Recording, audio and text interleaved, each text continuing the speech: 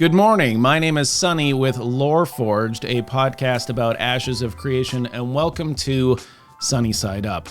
Sunny Side Up is a segment where I wake up with a foggy brain and try to reinvigorate it with coffee out of my R2D2 mug, and then I answer a question from the Happy Hour channel. The Happy Hour channel is on our Discord, and it is exclusive to our patrons. Our Patreon is available at patreon.com/LoreForgedHQ. So, without further ado, let's drink coffee. I'm not going to lie to you, I had to do that intro about 6 times. So, here we go. The first question here, well, no, see, I blew it already because it's not the first question, it's the only question. Sunny Side Up, we just do one question, so it's really not that complicated here. Sunny Side Up question: talk about the pros and cons of online friendships, or just any good story about online friendships. And this is from our good friend De La Luna. Oh boy, online friendships, man. So anybody that is in the gaming space that has friends that are online. Now, I'm even going to rewind it further than that. Anybody of my generation that's into MMO gaming lives the same life that I do, which is you spend a lot of time playing a game, you make a lot of friends online, those friends become good friends to you. Like, I know I use the quotation mark, but this is what I'm trying to simulate here. To me, they're good friends. To other people, they're good friends because they're online friends. And I think that people have a really hard time grasping that online friends can be real friends. Now, I have been in a sort of production team with Kash and JB now. I think we counted at like 13 years, pushing 14 years since we met each other and have been doing shows. And they're friends, but honest to God, I didn't lay physical eyes on JB until 6 months ago. So I don't know. Do you count that? Of course you count that. If you're me, you count that. Like, I have spent, I don't know, thousands and thousands of hours talking to these guys, talking to them about games and playing, MMOs and the genre and everything like that, but also their personal lives. I know their families, I know their kids. Loosely, I've never met their kids. I met Cash's kid, but like, it's not just an online friendship, right? Like, it's a real friendship. But I have a couple stories here for you that I guess are, you could say they're the opposite of that. Like, obviously the best case scenario for the online friendship thing is what I have with Kash and JB. They are friends that I met online, and they have become close personal friends of mine over the course of a decade, right? I am in an LLC with these guys. I know their social security numbers. I know where they bank. Like, I know their mother's maiden names and so forth, because there's a level of trust there.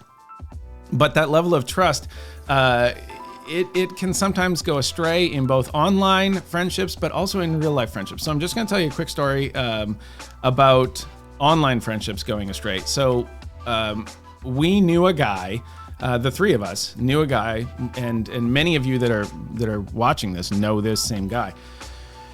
We met him in the MMO gaming sphere, and he was a very personable person on a microphone. Like, he had that, I know that in like the, what do they call that, in the acting world or in the modeling world, he had that it factor, right? Like, you would talk to him and he was witty enough that he could turn sentences on its head, and he just was very good behind a microphone, very charismatic. And he was former military. And he had a rough time in the military. He was a special forces sort of guy, and he ended up on a deployment, and his Humvee blew up. And back in the day and the time that he would have been deployed, like, this is a pretty common thing, right? There was a lot of improvised explosive devices that would do this kind of stuff, and a lot of people died. And he ended up coming out, but he sustained a lot of trauma as a result of it, mostly mental, some physical, and so he was really troubled by this kind of stuff. So we ended up, aside from that part of it, the podcasting side of things, he ended up being a big part of like our sort of friend group, but he was very volatile. He would kind of snap sometimes. He was exceptionally moody. It was very difficult to kind of deal with him sometimes. I had a show with him when I was doing Sonny's Diner, which is way back in the day. Sonny's Diner started out as a Star Wars The Old Republic podcast, and then it moved into sort of like an interview show with people in the gaming space. Fun fact, I interviewed Margaret Crone way back in the day, like 2015. I don't know. She was still with PlanetSide 2 at that time. So that was super fun.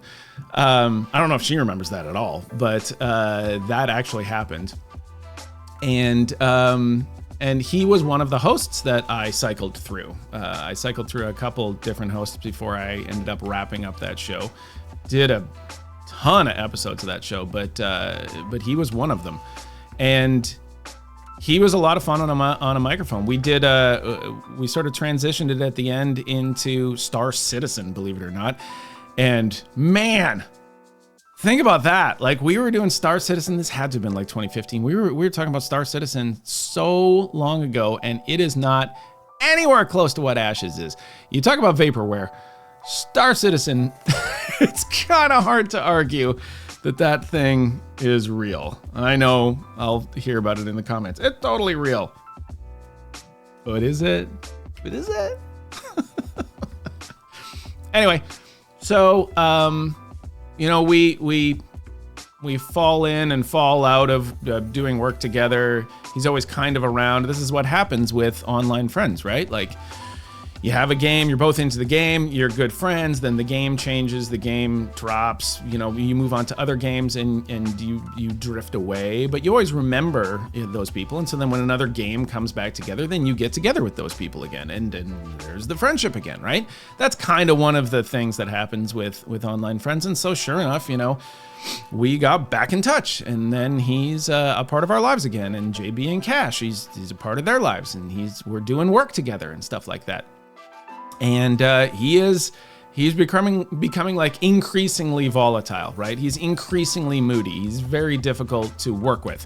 That is one of the advantages of working with JB and Kash, is that they are true professionals. I like to think of myself like that. Like, I don't want to ruin a show before it starts by bringing my whatever personal baggage I had that day into the show. That is the definition of unprofessional, and this guy was famous for it. So, all in all, made a lot of excuses for this guy. He would sometimes blow up on other people in a chat, made a lot of excuses there. He's had a rough time. He's gone through a lot. And I personally made excuses. I know other people made excuses for this. Well, it turns out that after one particularly insane series of events, he makes a video or something like that, and he just comes out and says, you know what? It's all a lie. It's all a lie. I was in the military, but I was never special forces. I never carried so much as a gun in the front. I just carried gear in the back. And, all of this stuff that I've told you for years and years and years, all of these stories, all of these moments where I had tears over headphones talking to you about this trauma and these things that have happened. None of it. Right?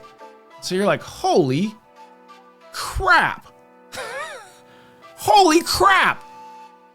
And you want to be like, oh, man, I'm really so I feel for you. But then at the same time, you're like, wait a minute. I don't know anything about this guy. This is crazy. For a I don't know, 7 years I've spent all this time talking to you and none of it is true? Like, what am I doing here? Who am I talking to? Who are you? Right? And so that's like your worst case scenario with the online friend. And that is the part that everybody on the outside that doesn't understand online friendships, that is the poster child for what they think every online friendship is one person lying to another and that person lying back to them. And I just have to tell you that it is absolutely not true. It didn't end well, and I just cut ties. Other people took a little longer to cut ties. Some people cut ties a little bit faster.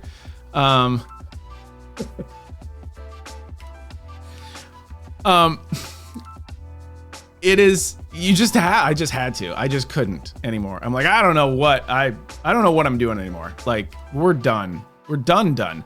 And I can't believe that I got suckered into this, but I kind of can. I'm going to tell you one more story though.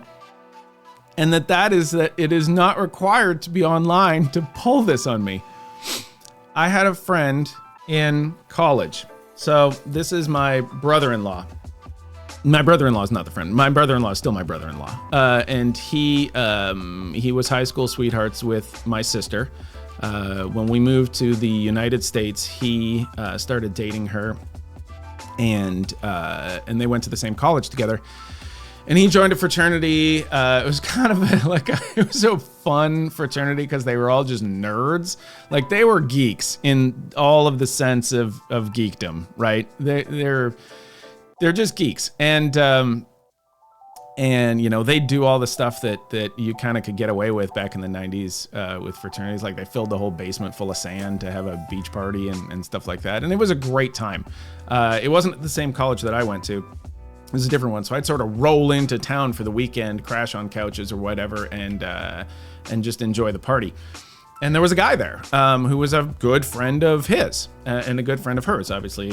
Friends of his, friends of hers, you know, it's a big collective thing because they'd been dating forever already, right? And that guy ended up going over to England, and he worked for a company for a while. And he ends up coming back, and he gets really into like nanotechnology stuff. He's like super excited about nanotechnology and doing a bunch of research and things like that. I kind of work with him for a very brief period of time on a startup, actually. The concept of the startup was providing like benefits for a company, but not like tangible benefits, more like experience benefits or like rewards. Instead of giving your company employee like a bonus, you'd give them like a reward, like a chef experience in their favorite restaurant or something like that. Anyway, the company went nowhere. And 4 months later, I took the bar exam. So he ends up deciding a few years down the road that he wants to go to law school. And so he's going to go to San Francisco. So he gets accepted into, I don't know, like the University of San Francisco or something. I'm not even real sure. Like maybe it was like a University of California at San Francisco. Either way, he's living in San Francisco, going to law school, whatever law school's out there. And he would fly back, and they'd pick him up at the airport, and my sister and brother-in-law would let him stay at the house and everything like that. And it was this big long thing. And then all of a sudden, another friend of ours who was in law school in Minnesota, and his wife, whom he'd met in law school, a lot of lawyers around here, she said, I don't think this guy's like for real. I don't think he's in law school. And everyone's like, what are you talking about? Like, he's in law school in San Francisco. And she's like, I don't think so. I'm like, I've known this guy for a long time, like in person, and Joe's known him even longer. And she's like, I don't care what you say. I don't believe this guy. And we're like, what? And once you plant that seed of doubt, it is a weed, and that weed will grow through concrete. And so she starts chipping away at it. And it got to the point where she eventually rooted him out, and he came out and said, I mean, this is absolutely true. I was never in law school. I went over to Europe. I worked for that company, and the company, like the project ended, and I came home, and I never got into nanotechnology. I was super interested in it, but I never worked for anybody in that. And I was embarrassed and just kind of kept the lie going. And then I decided that I needed to like do something. So I went to law school. So he would read the weather report for San Francisco every day. He would read what was going on in there. He would drive to the airport in Minneapolis to have them pick him up. So he lived in Iowa. He would drive to the airport in Minneapolis, lived in his parents' basement, to the airport in Minneapolis. They would pick him up and then take him to their house in Minneapolis for like the weekend because he had come back to Minnesota for a little bit. And then they would drop him off at the airport. He would then go into parking, take his car and drive back to Iowa instead of flying to San Francisco to go back to law school. And this went on for years. Yeah, like he just really lived a lie. And so then he came out and told them all this stuff. And it's just like twice now. Twice this has happened to me. Once in person, once online. So like the fear of the online friendship being fake, I mean, yeah, that is a real fear with people. But at the same time, that happened to me in real life with a real life friend of mine. Like a real life friend of mine pulled these same shenanigans. So it's not exclusive to online. It might be a little bit easier, but I mean, look, liar's gonna lie, right? Like that's where we're at. But I don't want to make this a bad thing, right? I have had friendships with an awful lot of people online, an awful lot of people. I don't even know, hundreds of people. And some of the people I don't get along with and they kind of fade out of my life. Totally normal for real life friendships. And then some of the people are liars and things don't work out. Totally normal for real life relationships. And then some of the people become, my closest friends and business partners. And we create fun things and know a lot about each other and are excited to talk every time. And that, you can say that is totally the same with real life, but I gotta be totally honest with you. Like, it's easier online. Like I have more connections to some of my online friends on average than I do with my real life friends. So online friends are real life friends. And I am living proof that you can have both extremes. You can have the best of the best and the worst of the worst. And it is no different. So, I mean, this is the new world, man. Don't let anybody tell you that online friendships are not real friendships, because they absolutely are. So my name is Sunny, and peace, love, and honeybees, and we'll see you next time on Sunny Side Up.